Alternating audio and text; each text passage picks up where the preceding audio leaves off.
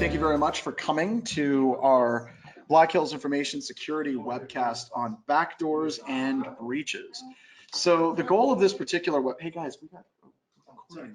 Yeah, so the goal of this particular webcast is to talk about a new game that we've been working on at Black Hills Information Security, and also we've had a lot of other people provide feedback and concepts with it. Like Nick Douglas would be someone who's just been fantastic in helping us kind of flesh this out. I've also had a couple of SANS conferences where students have helped me kind of work through what we're developing here as far as a card game.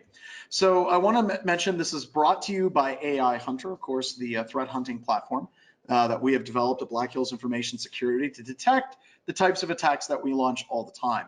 If you look at the MITRE attack technique matrix, go to the far right-hand columns, move in one, and most solutions miss everything in those last second to last two columns for data exfiltration and command and control. And that's specifically what we detect. So check that out. It is also brought to you by my active defense class, Cyber Deception Hacking Back, August 3rd through 6th in Las Vegas. So please check that class out online. Also, as always, by Black Hills Information Security, we have good representation here from Black Hills Information Security today. And then finally, Wild West Hack and Fest, the most hands-on computer security conference in the world, just so happens to be in Deadwood, South Dakota. We'll have training 10/22 to the 23rd, and then the conference will be October 23rd through the 25th. All kinds of crazy things lined up for this year. And I gotta be honest, I don't know about, I've been kind of dreading it. Like as soon as we finished last year, I was exhausted. I was like, I don't know if I could do that again. I'm just now starting to get excited. We're just in the mode of starting to ask for money for it. You're just now starting to ask for money for it. It's like, why do we need a new car? All right, so let's jump in. So we're going to hack it. So the problem that I was running into with a lot of tabletop exercises is whenever I ran the tabletop exercises, we would have genuinely fairly good success working with customers. And a lot of the people here behind me would do tabletop exercises and it would work really well because they understand how different attack tactics actually work. So when setting up the scenarios, they can work through those scenarios very, very easily. However, if anybody else tried to play like Cubicles and Compromises, kind of our kind of role-playing game, a lot of people had a hard time developing the actual attack scenarios and coming up with those scenarios that would be believable and would actually work for a tabletop exercise. So we developed a set of cards. The base pack is 54 cards, and we have 4 different classes of attack cards. So right here, I have a group of initial compromise cards. There's about 10 in initial compromise. And we have credential stuffing, insider threats, trusted relationship exploits, web server compromise, social engineering, password spray, exploitable services, and so on. And those make up how do you get compromised in the first place. The next set of cards we have are pivot and escalate cards. If an attacker breaks into an organization, how can they actually pivot around the environment and escalate? And we'll have like local privilege escalation, new service creation, link local multicast name resolution, various post-exploitation techniques using password spraying, taking advantage of accessibility features, and then credential stuffing to move laterally in an environment. And that's pivot and escalate. Then we have command and control and data exfiltration, a number of ways that you can get C2 and data exfiltration out of an environment. And I tried to match this up as closely as I could to the MITRE attack technique matrix, from HTTPS, DNS, bits, different social media sites like Gmail, Tumblr, Salesforce as command and control. So we have cards on command and control. And then another set of cards on persistence. What would an attacker do to persist on a system? So that'd be malicious browser plugins, logon scripts, different services, application shimming, DLL hijacking, and so on, to make sure that the attacker can maintain access to the computer system. And when we pull all those together, if you pull those 4 different cards together, you can choose them at random, you've developed an entire incident. Now, the goal of the game, as you'll see here in just a little bit, is to have the defenders, i.e. the blue team, work through and try to identify all 4 of these different types of phases of the attack.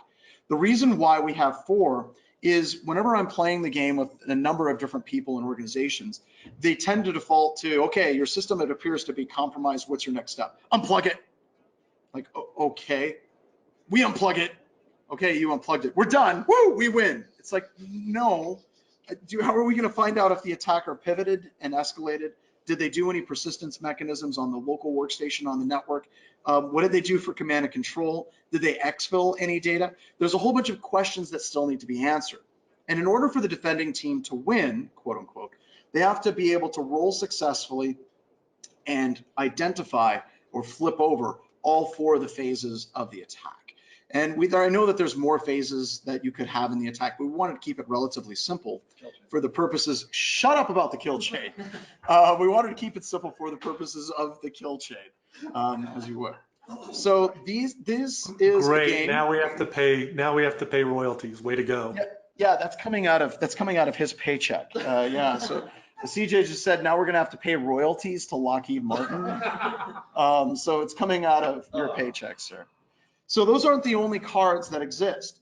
We also have a whole bunch of cards, a lot more, that are procedure cards. Now, the procedure cards are basically what define what types of procedures for incident response your team has in your organization. Now, it was brought up earlier, and I think it's a great question. What about technologies? And I would argue that you can have any number of technologies, but if you don't have the procedures associated with using that technology effectively, then I would say it doesn't really matter all that much. And I know some people disagree, but the purpose of having a procedure is it's repeatable. It doesn't mean that, well, Jim is our ArcSight guy, and he's the only one that knows how to use ArcSight. You can't say that that is an asset to the company because Jim could drop out at any time. So we have technology that's referenced, of course, but it's in the context of a procedure. So we have SIM log analysis, internal segmentation. So can you segment and firewall off systems? User behavioral and entity analytics. You have to have procedures for that. Isolation, server analytics, crisis management, firewall log review, net flow analysis, and so on. These are the procedures that I would say would be the core procedures, that not just the ones I listed out, but we have about 20 procedure cards. These would be the core procedures that any organization that's preparing for an incident absolutely must have in order to be ready for that incident. And with the procedure cards, there's 2 ways that you can make this work. The first thing is, and what we've done, is there are 4 random procedure cards, which I think I have lost. Do we have the procedure cards over there?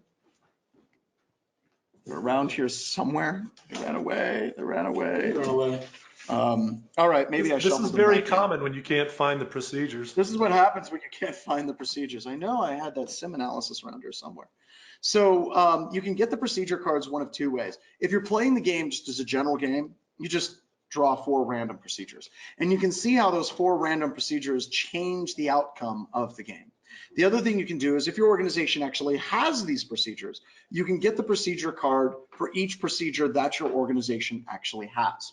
Now, what does the procedure card actually buy you in the game itself? What it buys you is it buys you a +3 modifier. We actually are using dice. We'll be using the dice here in a little bit. And the same types of rules for cubicles and compromise for the dice apply. A roll of 10 or below, the action that is taken by the defending team fails. If it's 11 or higher, it's successful. If you have a procedure card, you can get a +3 modifier for that procedure card for the activity that you choose to take. So that's kind of neat, giving you a bonus for having procedures. The next set of cards are injects. Here we have one. The lead incident handler takes paternity or maternity leave in the middle of the incident.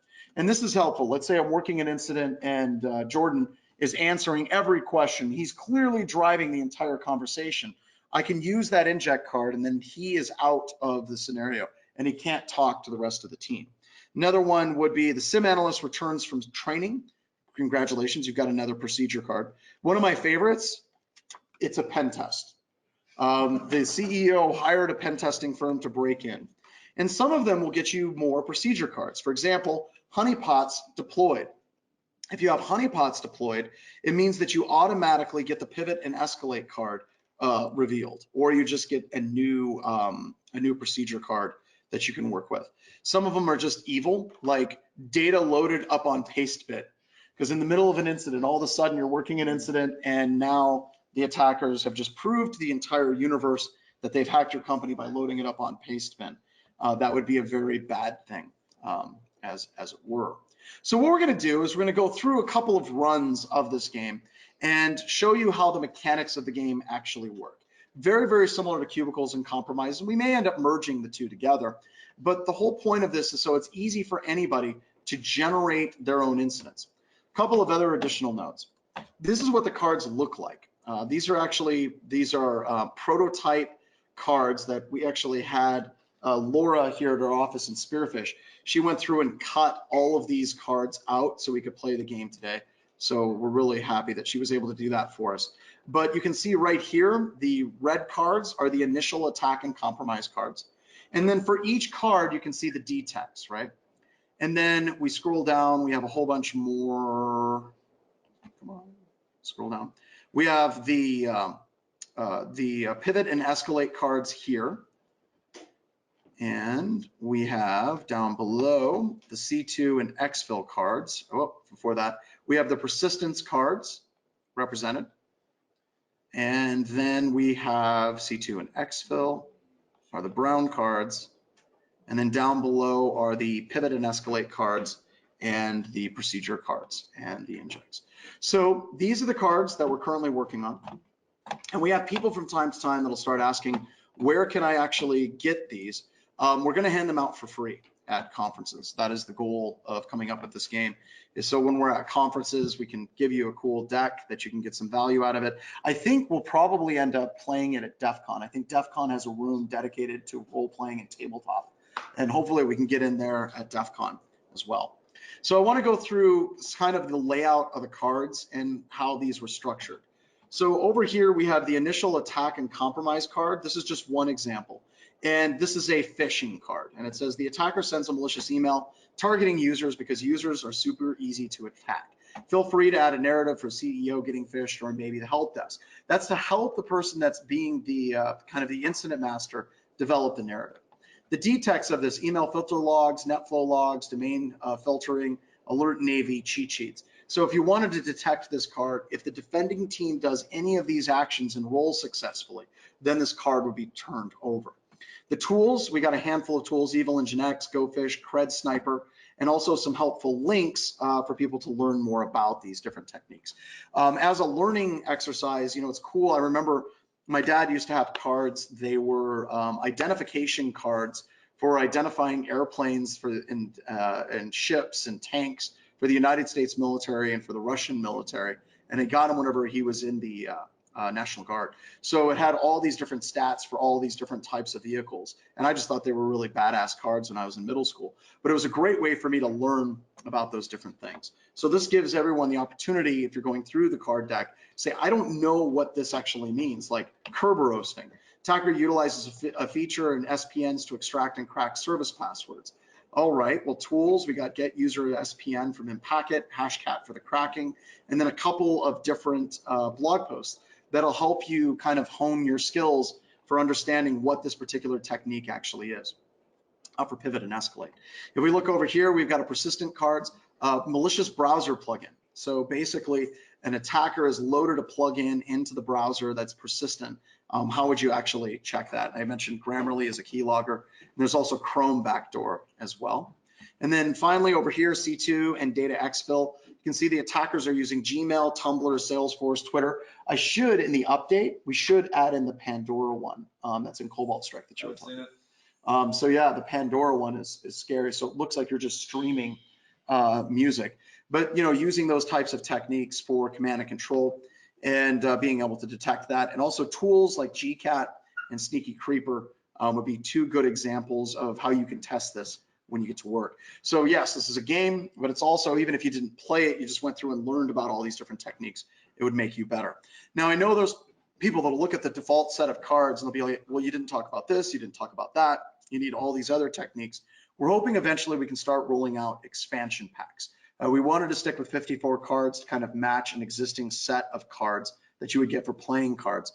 And as we continue to grow this, hopefully there'll be expansion cards as well. The procedure cards. Now, the procedure cards are the procedures that the defenders can get the +3 modifiers for. So here you got NetFlow, Brozeek analysis. So if you believe that there's command and control, you can say, well, we're going to use our Brozeek skills to be able to identify the flow of data leaving this environment. Great, that's awesome. Firewall log review. If you start out with like a web server that's compromised and you have this card, you can check your firewall logs to see if it detected any attacks, and that'll give you a +3 modifier. Endpoint analysis. One of the procedures that absolutely everyone in the world should have. How do we actually assess endpoints? And do we have cheat sheets for Windows? Do we have cheat sheets for Linux and so on? And some tools that'll assist in that would be like Deep Blue CLI and the SANS incident response cheat sheets. Now the injects are probably my favorite. The injects, like I said, they add randomization into the game, and they're there to basically generate conversations, like how would we handle this? So if we're looking at this one, running the strings utility on an identified malware component, thing4evilcorp.com is revealed. Well, that would basically flip over the C2 and exfil card because we now know the domain and what's being communicated with. And this actually came from Josh Wright, who's taking over SANS 504. We have a game in 504 at the end of day 1. It's very, very similar to this that doesn't include cards, but this is one that he came up with, and I just kind of incorporated into the game as well. Legal takes your only skilled incident handler into a meeting to explain the incident. Once again, if you have an incident handler that's spending a lot of time describing or like walking through the incident, and they're kind of bogarting the entire conversation, you can now take that person out of the game through randomization. Give the defenders access to another random procedure card. For whatever reason, everyone forgot that they had this procedure. It must be a Monday. We forget things, you get another procedure card associated with it. And once again, these are not the only ones that exist. There's a number of them that exist as well. Let me find another one. One of my favorites is data is loaded up on Pastebin. So in the middle of an incident shows up on Pastebin. Another one that's very close to my heart, honeypots are deployed. So honeypots are running in the environment, and it basically says the defender had a honeypot on the network. The incident master has to share their pivot and escalate card with the blue team. So it automatically turns over one of those cards as well. So it adds in that randomness, and these only show up whenever you roll a 1 or a 20 in the game. You would get a chance to see and use these cards.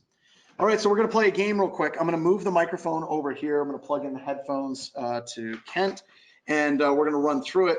I know this is a bit contrived because you're able to actually see the cards that are presented, but when this is recorded, I want people to be able to see that. But let's pretend that the team that's playing the incident doesn't see the actual incident itself. Can't see that far, John. You can't see that far. It is actually really small in your screen. But before we jump into the game, I want to hand it over to any questions that people may have. Do you have any for data breaches? And because a data breach is an incident, I believe that all of the cards are in some. All of these cards are data breaches. So literally what this card game is doing is building your own data breach randomly to see how your organization would actually handle a variety of different incidents. So you can see the red, yellow, purple, and brown cards. Those will be randomly chose. We have stacks of those. Like here's a whole bunch of the persistence cards. You would choose a random one, and it would basically build your entire incident. So yes, this would be part of that data breach, and almost every incident that you can think of from Target to Sony would be represented in these particular card decks. Good question. Any other questions? Yeah, John, a lot of people are looking for early release. Like, can you make them available in PDF? We have people who like want to do something in July. So they either want an early beta copy or can we make PDFs? I'm going to leave that up to Jason. People are wanting an early release beta copy, and I don't know, because almost always whenever you do an early release, they're like, you misspelled the, and I'm like, we must have just first met because I misspell all things all the time. But Jason, I don't know how we feel about actually sharing out the PDF. What is your call on that? It's possible. Right now, people are already finding typos in some of the stuff you're finding. So we'll see how far we get, because we're doing original artwork for all of these too, and we'd like to have the artwork finished, and that might take some time. Yeah. So this is definitely, as you can see, it's in draft prototype form. We're just getting people excited about it. The easiest way to get it is just come to a con. Although I had somebody in Australia say there's no way I'll ever get to a con that you're going to be at. I don't know if that's necessarily true or not. You just got to invite me down to a con in Australia. Any other questions we have? Roll on. All right, let's do it. So I'm going to move the microphone over here, and we're going to play the game. Let's move over to a different camera. You want to go ahead and plug in. All right, everybody that's playing over here, could you please state your name and social security number, mother's maiden name, the street you grew up on. So here's your procedures, but go ahead and state the name. Who's playing first? Just these two? Jake and I am Kent. I'm Jake. Okay, very, very cool. So Kent and Jake, they get 4 procedure cards. And the 4 procedure cards that they will get, as you can see on the bottom of the screen, is they get firewall log review. So if you want to do anything with firewalls, you're going to get a +3 modifier on that action. They get NetFlow Brozeek analysis. So you have that card if you want to do NetFlow for egress traffic in particular. Endpoint analysis, if they're going to go and look at a workstation to determine if it's compromised, they will get a +3 modifier for that. And then endpoint security protection analysis. This one's weird. The reason why that card is weird is it is different from just endpoint analysis. With endpoint protection security analysis, a lot of organizations, as we all know, they're running antivirus and they are centrally logging any of their AV alerts anywhere at all. So it's on, but no one's looking. So this is a completely separate set of procedures for actually looking at the antivirus logs that may present themselves. So I've generated the quote unquote random incident, and I'll go through that. And by the way, for those of you that are playing along at home, we threw the incident up there. Great recommendation that Jake came up with. So I'm going to walk through kind of the scenario, and then you're going to go through a number of tactics. And you don't have to use just these procedures. You can use any other procedures that you want. You just will not get the plus modifier for doing those other procedures. A couple questions. Can we use more than one modifier at a time? No, you can only use one modifier at a time. And the reason why we do that is we want people to think in terms of like discrete actions and see if the procedures exist. So let's say hypothetically you choose to take an action that you don't have a procedure card. For organizations that are developing their own procedures, they would want to note that they're missing that procedure. So this also helps the incident master. We've had a lot of scenarios where someone says, well, the first thing we do is we'd unplug that computer system. The second thing we do is this, and the third thing we do is this, and the fourth thing we do is this. It's fine that you do all of those things, but we're going to do them one at a time, like the classical role-playing games like Final Fantasy. Everyone's going to take their turn to actually do the entire incident, as it were. So any other questions before we begin? Yes. Could there be a modifier for costume? So a modifier for costume. costume. Come in full time, ready for the legal disposition. We were talking about hats initially, like you would have hats and like a paper suit. No, we don't have anything like that at this point. So we're ready to get started? Yeah. Let's go. All right, cool. So Monday morning, you come into your office and you immediately get a notification from help desk that one of the users called into help desk and said that there was a weird pop-up from their antivirus. They don't know what it means at all, and they want you, the security team, to actually start investigating that weird pop-up that showed up on this computer system. We got this. We have endpoint security protection analysis. We're going to go ahead and use this one here. Okay. And we're going to check into those logs and see why that system popped up with that pop-up. Cool, because we'd hope with the endpoint protection analysis with AV, if it did a pop-up, it's logging. Yes, well, we Hope certainly springs hope. eternal. And unfortunately, I have to roll for this. Yes, you do have to roll. So I want a 7 or better because of my modifier, right? A 7. So this goes to show, this is nice because you just rolled a 7, and it's nice because this shows if you don't have a procedure, it really reduces the overall likelihood that you're successful in doing that particular activity. So this is successful. So what happened for this particular scenario for checking the actual endpoint on that particular computer system is it was in fact a phish. There was a phish that hit that system. So the far left-hand card has been revealed. And if you're playing along, you can see it breaks out some tools and some techniques and some helpful blogs to actually work through how we can actually test our own organization using a phish. But that incident's not over. A lot of organizations, the first thing that they would do as soon as they saw that that antivirus alert hit, they saw that the log that had actually detected that phishing attack, they would say, great, this incident is over. But as we know, because we do cyber offensive operations all the time, we haven't figured out, did the attacker actually pivot and escalate? Did they do any persistence? And then did they do any command and control and exfil? Because just because an antivirus alert fires doesn't mean it just picked up the stager and the actual stage is now running on that system or something else. So we need to be able to answer these additional 3 questions. So what would be the next activity you would like to take? All right, I think we better look at the network logs.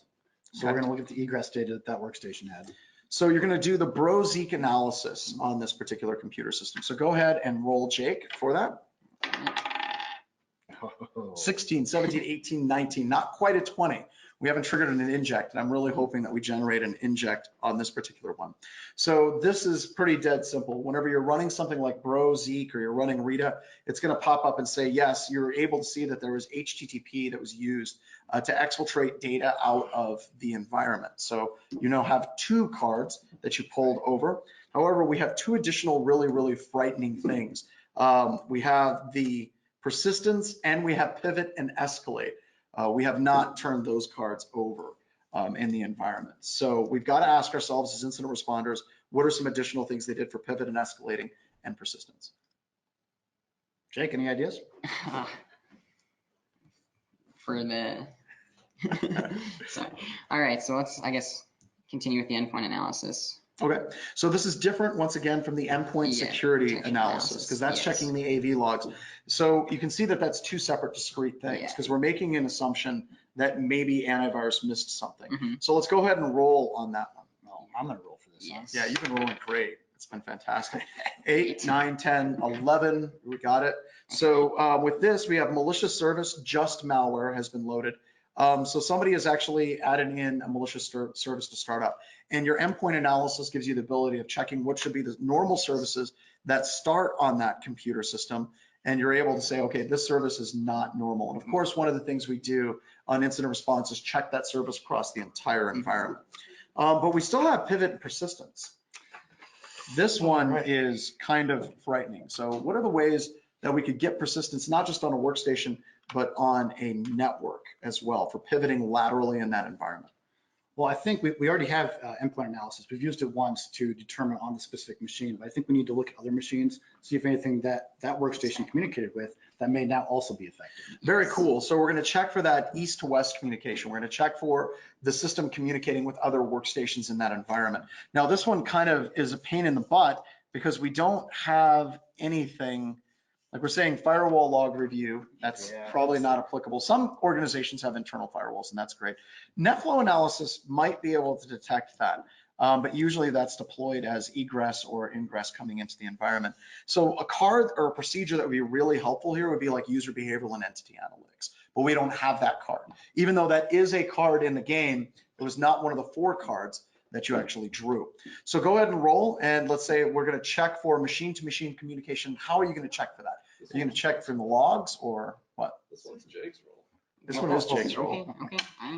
Well, we have an idea from persistence what this might look like. So we're going to check for that similar activity on other machines, see if it might. Any host-to-host communications that shouldn't be there, workstations talking to each other and so on. All right. So he just rolled a 1. And a 1 is a critical hit, which means the attacker has taken over the entire organization and you're not. I'm joking. Created their own accounts. Can you hand me my persistence or my inject cards? It's that white stack over there, Jordan. I don't know. Well, you were hoping for this scenario, John. I was hoping that we would get one of these cards. So now we get to pull a random inject out of it. Jake, this is all on you, man. You rolled the 1. See what you got. All right. Prepare yourself for initiation. All right. So this one is running the strings utility, identifies the command and control servers thing 4. That's cool. Unfortunately, we already have that card. So that card didn't hurt you, but it also didn't help you. But you still see that, right? People are working through the executable and doing malware analysis. So you didn't see any interesting machine-to-machine communication on the network side. But if we wanted to see if there was any accounts that were being used in the environment on multiple different systems, aside from checking the network analytics, what would be another thing that we could look at as well? We're gonna check our auth logs. Okay, the authentication logs in Active Directory. So let's go ahead and let's try rolling on that. 14, that's successful. So this particular, for pivot and escalate, this card is Kerberoasting. And when you checked your authentication logs, you noticed there was a service that was being naughty. The service was being used in a whole bunch of different inappropriate ways on that environment. So if we're looking at this from an incident response perspective, it's just kind of a base game. We have now identified all 4 of the different phases that we've established in this game of an attack that would be able to say, yeah, we can successfully look at this attack end to end. We know how it happened. We know how they communicated out of the environment. We know how they got on the system and persisted. And then we also know how they move laterally in that environment as well. And that's kind of a walkthrough of the game. So we're now going to reset and set up the second game. We're going to bring in a different group of people to come in here. John, I do have one question for you really quick. Yeah.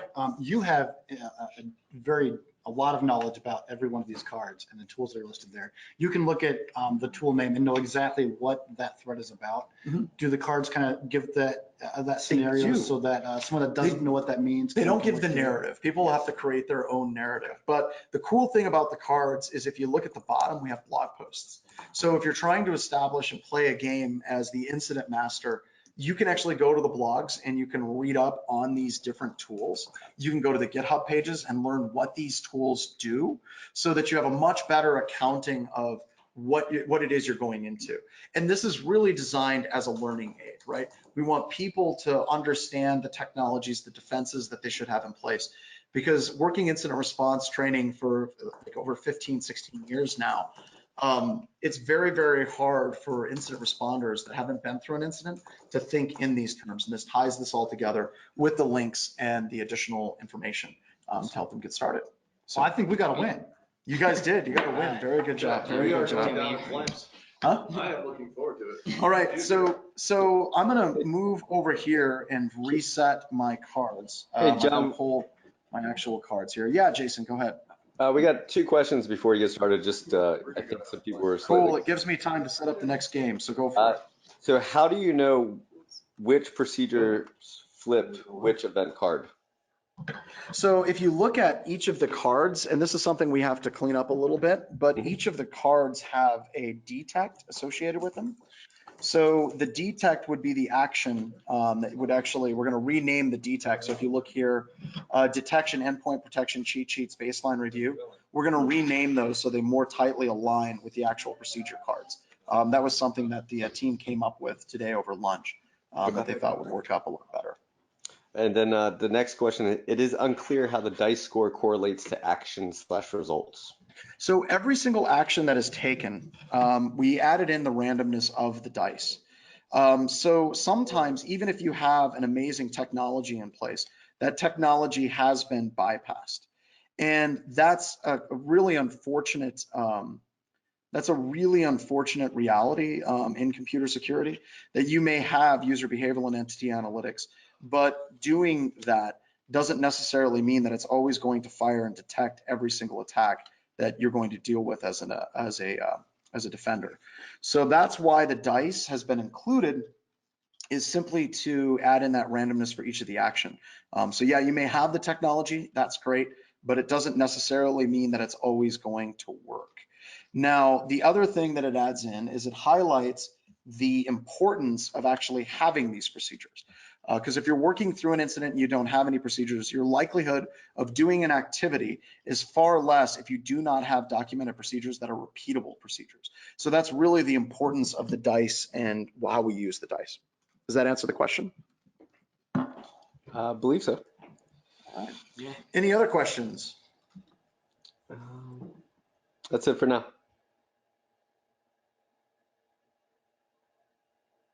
He's answering questions. We have people that go off camera. So yeah, he's off camera now and answering questions very, very, very quickly. All right, so for the second game, and I think we're doing just great on time. For the second game, those of you that are playing at home, you can see the cards that made up the incident, right? We have 4 separate cards. It's really hard for the defenders to actually read what the cards are on the screen, but they've got 4 procedure cards. They have procedure cards for endpoint security protection and analysis. They've got a crisis management card. That one's great if you get a procedure or you get an inject that something shows up on pastebin. Crisis management can temper that down. User behavioral and entity analytics card, which is a really cool card. And then NetFlow, which is one of those cards anytime I'm playing, I really like to make sure that they have that. Now, in this particular organization, they don't have endpoint security analysis. They don't have server analysis. They don't have log analysis. They're missing a lot of things that are there. That's a endpoint security protection analysis. They're just running AV. Got it. And that's it. It's the first time I've seen these cards. All right, so we're going to come up with an incident that is straight out of the news. So we have seen a series of incidents over the past few months where people have software and they have hardware in their environment they didn't even know was there. We're finding this out, especially with a lot of hospitals. So you have a device that comes in and it's great. The device does what it's supposed to do, but the device actually has a backdoor built into it that the manufacturer can access it for remote maintenance and updates, but it's also a backdoor. So the easiest example of this recently in the news was TeamViewer was compromised, the company. And we have seen customers that are running TeamViewer. So you start out on Tuesday morning and you get a notification that TeamViewer has been compromised and the CEO has been CC'd. And the CEO is now absolutely insistent that we need to identify, are there any systems in our environment that are running TeamViewer anywhere in this environment? And do we have any compromises from this third-party compromise that are now impacting our organization? I feel like we don't have the procedure card we need initially. You got a good one there. NetFlow to look at TeamViewer traffic. Right here. That's that card. Sorry, Kelsey. That's right there. Beautiful. Yeah, so you have that card. You have that card. All right, so let's go ahead and let's try that. Let's see what we can find here. Actually, this one sucks. I mean, this is a fun one, but this is really hard.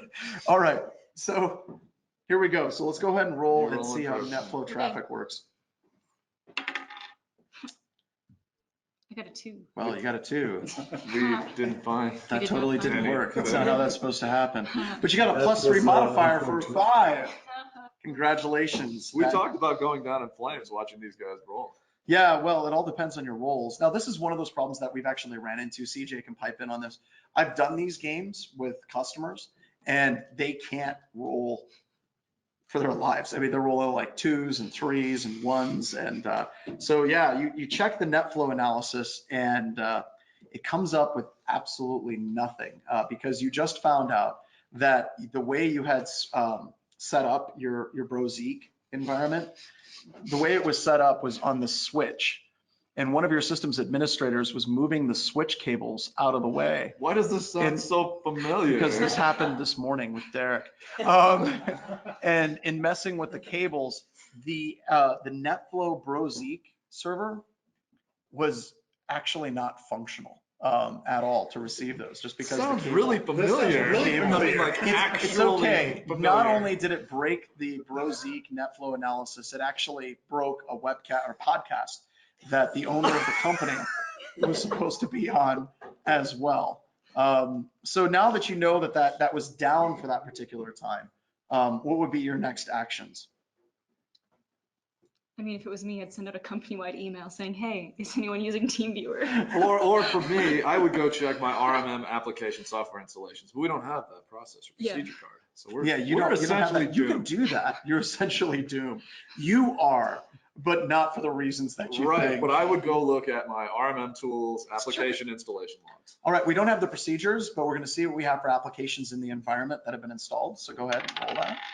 Nice. That's a 16. Now, that was a 50-50 shot. It was successful. You identified that you are actually running TeamViewer on about 5 different devices in your organization. So what would be your next? Actually, I'm supposed to give you this card. Those 5 devices are embedded devices, and they're already pre-exploited now with that TeamViewer software. So we're pretty sure we have at least 5 devices in our environment that are running TeamViewer, and the attackers, it was public. They got access to a bunch of credentials, Hellfire, Brimstone, dogs and cats living together, and so on. So now this is what we call panic time.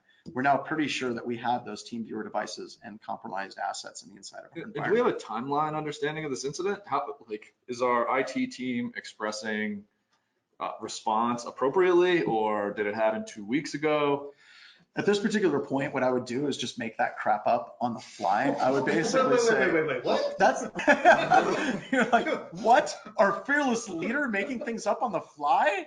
No. Slides? So whenever you're talking the time frame for this particular incident, right now it's just that panic mode, at the beginning of an incident where CEO is breathing down your throat. Now you just found those 5 devices, you went through and you checked RMM and you're like, holy crap, we have 5 devices with that. So there is no real timeline right now. You're just trying to pull as much of that information together as you possibly can. So you're still in panic mode where they get that sinking feeling that, oh my God, we do have this in our environment. Just how bad is it going to be? I don't think I'm ready to burn crisis management. How do you feel? No, I think Yeah, we it's should personal crisis management. Yeah, Sure, but personal it's not crisis like management. We need to go hire a You firm You need a to manage my psychiatrist to help out. But we still have other things that we're supposed to do. So we're Yeah, trying to for find our sure. way forward. We have to figure out, did they pivot? Did they escalate? Did they do any data exfil? Was there any persistence? We can try the endpoint security. It's up to you. I would feel strongly about running it, but TeamViewer itself isn't a virus. It's just a tool. It is So, just a tool. Are we going to run endpoint security analysis and say, did TeamViewer do something bad? Yeah, that's a Well, great point. Did there's- they drop anything else on the system? Yeah, or they're trying to move around using any other tools. Yeah, We fair. could maybe catch some of those. You pick the card, I roll, or I pick the card and you roll. Let's do it. Okay. For which one? Yeah, it's your turn to roll. All right, here we go. 8 with a modifier. I think we're Got it. successful enough. You got it. All right. So this is probably one of the most evil cards in this game, to be honest with you. This is attackers upload evil firmware.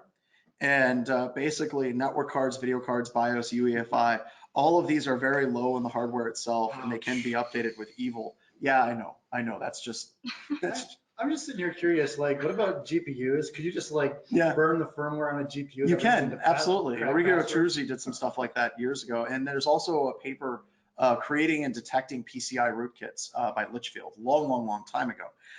And I love the detection one we came up with. I don't know who put this in, because I had all the testers in and they were adding stuff to it.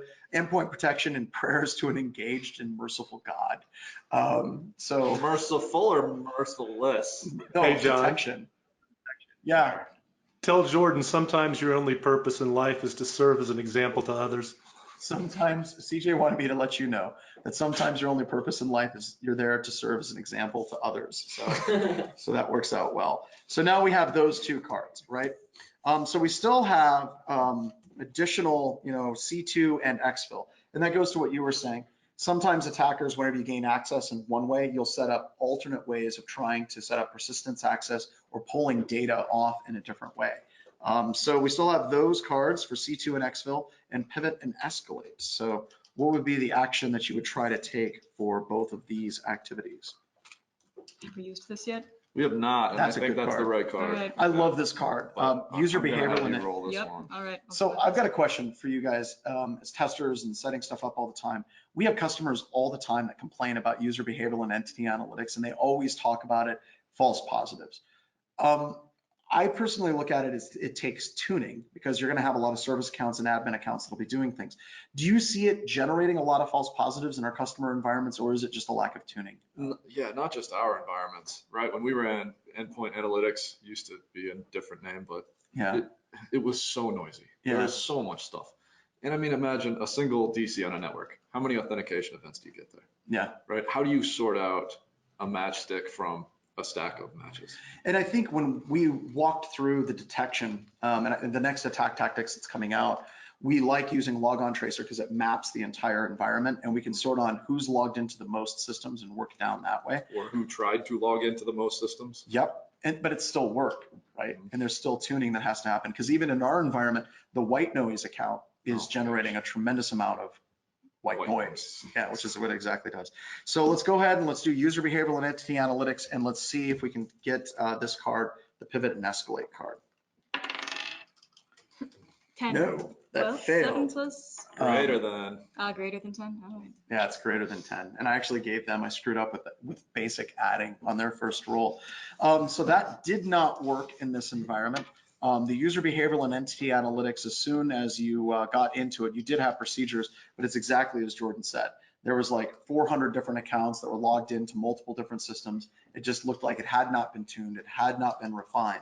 So if I was an organization, how often do we actually do this? Are we actually tuning it, or is it just on? We have a very close customer that we like quite a bit. They only had, up until recently, one SIM analysis person dedicated to that activity. And he had just set up rules for all the alerts to go into a folder that he checked every Friday. So the tool was there, it was working, but there's a big difference between having a tool and having the staff to actually work that tool as well. So that one did not work. So what would be some other activities that you would do to check this out? Check authentication logs. I mean, we can We don't have a absolutely. modifier for it, but Yeah, Which is kind of what UBA is supposed to do, right? exactly. And we've had to do this manually on some of our customers. What is the event log? It's like 476. Yeah, 4764. I think, yeah, for the authentication, we have to go through and sort and do it manually and check it. 464, yeah. So I'm Lots of sure I'm numbers. getting that event ID wrong. Yeah, can someone for drop purpose the authentication. authentication? event Yeah, ID it's first? going to be there. Somebody knows it. So let's go ahead and let's check that. We don't have any procedures for that. That's purely ad hoc and So no manual. modifiers. Here we go. Yeah. This is going to be This worked for you It's time to before, go down right? in flames. This but worked before for you. It did not today. It did not work. So that didn't pull up anything at all. Nothing useful in and the no useful organization. information. Yeah, but it does show us if we actually did have procedures for manual review, then that would have been a successful activity in that environment. Yeah. So we have a request for a scenario for you guys that you choose a method for the next card that doesn't necessarily involve one of the procedures you have and try to see if we can. That's what he just did. Yeah, pretty much. Yeah, why don't I just listen? I know Yeah. you're typing. I know you're typing. Furiously, yes. This worked once before. We had a Okay. 50-50 and it worked. Right on. This Okay. one failed. We have no idea if they've added accounts, if they've modified accounts, if they're authenticated elsewhere, if they've laterally moved. We have no clue. We're blind. Got it. Yeah, because a lot of the technology isn't working properly, but we still can look at maybe C2 and exfil. Maybe we can circle back to some of these and see what we can do with some of these a little bit later. So let's change gears. If we're going to try to detect C2 and data exfil, we have the Bro Zeek system that was down. We've got it plugged back in. We might be able to fire that up and be successful there as well. So retry. I go to SANS 504, assume compromise, and go straight to crisis management, knowing I'm probably owned. Yeah. Okay. So let's go ahead. I mean, that's what I like. It's too late at this point for me. Well, that's going to be an I freak, escalation. panic, and meltdown. Oh, 18. Crisis management shows up with T and everyone feels better. Doesn't help with the actual incident, but you all feel better about that incident. So the panic is subsiding. Okay, great. T is settling well. T is settling well. So let's talk about some additional things that we can do. So we know that we have 5 workstations, okay, that were compromised. We did some basic analysis with the automated tools, but if we're trying to detect for lateral movement, what would be some things that we could do on those computer systems that we may be able to detect lateral movement? You talked about SANS 504. If we want to see if that system is communicating to multiple other computer systems, what would be some things that we could do on that system to be able to detect if there is lateral movement happening on that computer? Do you want to swing? Okay, I probably go to something Judy Novak said, right? Yeah. Packet sort didn't happen, and our IT team has packets captured at every single network egress point. All right, So all VLANs. let's go ahead and let's roll that. 6. Judy Novak failed you horribly in this particular example. So kind of going back to endpoint analysis, I know that we don't have that in here, right? But if we go to the workstation, there's commands that we can do that'll be able to pull down the network connections on that computer system. We can do net view, net use, and we can see if there's any additional communications to other workstations. So maybe we should try that as well. I just Do rolled- it. She just I rolled said I'm six. feeling you. It's No. coming. It has to happen. Let's think I don't about know this that. logically. There's no way you can roll under 11 that many times in the row. It's just impossible There's a because 6 5 or or 6. that's how There's still statistics and others. odds How work. about your Yeah. throw Alright. with the other hand? Let's do this. Okay. It's magic time. No, it's not. It's not magic time. So So this might be Kelsey, something we have to work this on is in the like game. game theory now. What 0 for happens- 7. If we how many roll times 7 have we more rolled? times, you would have to hit each one for game theory to be accurate, right? But really, So, game theory John. would need about 50 more rolls to get Go ahead, to CJ. 50-50. So people are asking this question too, and remember the key is the creative play here in the thought process. So John can guide you back towards more things where you kind of give John some more information about what you're going to try differently, just to get to the solution. Yeah, this is why I don't gamble. This is why you don't gamble? I thought it was because you were good at math. Well, there's also that, but Yeah. I mean, the twofold of being good at math and unlucky. Yeah, it just But I doesn't add win up. when I get. Oh no. I don't. All right, so one of the cards that's not up here is basically checking the proxy logs. So like CJ said, kind of moving, this is all just Ooh. going to hell right now. And the light came through and now, so John I on would the IT recommend, department. let's actually take a look at the proxy logs for the web traffic that's leaving that environment and see if we can get any idea on if there's any particular weird domains that we can see as strange. So I want you to roll I again. do It's not gotta want to happen. roll again. It's Okay. game theory. It's coming. 17. All right. All right, so 17, you find out that this particular organization, these 5 systems, are actually communicating outbound and they're using domain fronting. as their C2. That took a long time to sort out. Yeah, I know. Way These cards too are long. probably the worst cards that you could draw, like for the bring your own exploited device and the firmware and domain fronting. Is just really, really rough. So sure enough, you see that domain fronting is being used as a command and control and getting out of that environment. So great, we're down to just the local pivot and escalate card. So moving laterally around that environment. We've done a lot of checks, and to be perfectly blunt, if I was working an incident and we had done the user behavioral analytics, we have done the logs analysis, we had done checking the local systems to see if they're communicating to other computer systems, I would wrap it up and say there's absolutely nothing going on here. Unfortunately, all of our rules, I think you went through 5 rules in a row, were garbage rules. So you still have a lateral movement card that you're detecting, that you're trying to detect here. Now, at this point, I can also say if you want to, we can just pull a random inject out of the game too. Yeah, See if it shakes absolutely. things loose. Kelsey, you've right? had some pretty good luck. So it's kind of like a lifeline. Let's kind of do like this. a lifeline. So go ahead and pull a card, and let's see what we got. Honeypots deployed. All right, so the defenders had honeypots on the network. The incident master had to share their pivot and escalate card. How the hell did you pull that card? Like, you can't roll for crap, but you can pull the one Game card theory. that pulls this out. Game theory. So She's they got this. needed pivot and escalate, and they got the honeypots deployed card, which got them the pivot and escalate. And in this situation, it was Bloodhound. They were basically using tokens and passing them around the environment. So there we go. So that is the second incident that we worked through, which is much more difficult to actually work through than the first incident. But you can see there's a bunch of things that you tried where we were right on that line. We had like 10s and 9s and 8s that were being rolled. And if the organization had a better procedure, kind of cache of procedures that they could work with, those activities would have been far more successful in what they were actually doing. So I want to hand it back over to any questions that we have before we start wrapping this up. There's so many comments. A lot of people giving a lot of feedback on gameplay and things like that. So I think, John, if you have something to wrap up, or this was a dry run, so we're learning a lot while we're playing, and the feedback that everyone's given is fantastic. Yep, so I really appreciate everyone coming and hanging out. So we will be releasing this, as we said, this is prototype, it's a dry run. We're taking a bunch of feedback from everybody and incorporating it. I know that there's people here that are Dungeons and Dragons experts. So like, well, what you need is the combined, rule book for the 35th edition. And no, we're trying to keep these things as simple as possible for anybody that's actually playing these games as well. So I'm gonna wrap it up. As always, thank you very much for coming to our webcasts. And I can't remember what our next webcast is going to be on. I was going to go through the logs from the attack tactics. And Very cool. So there'll be a webcast next week. I just have to do the write-up for it. But what I'm going to do is go through the logs for the attack tactics. We talked about the attack.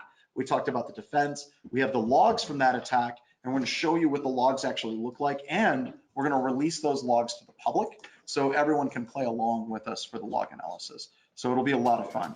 So with that, thank you so much, everybody, for showing up, and we will see you on the next webcast.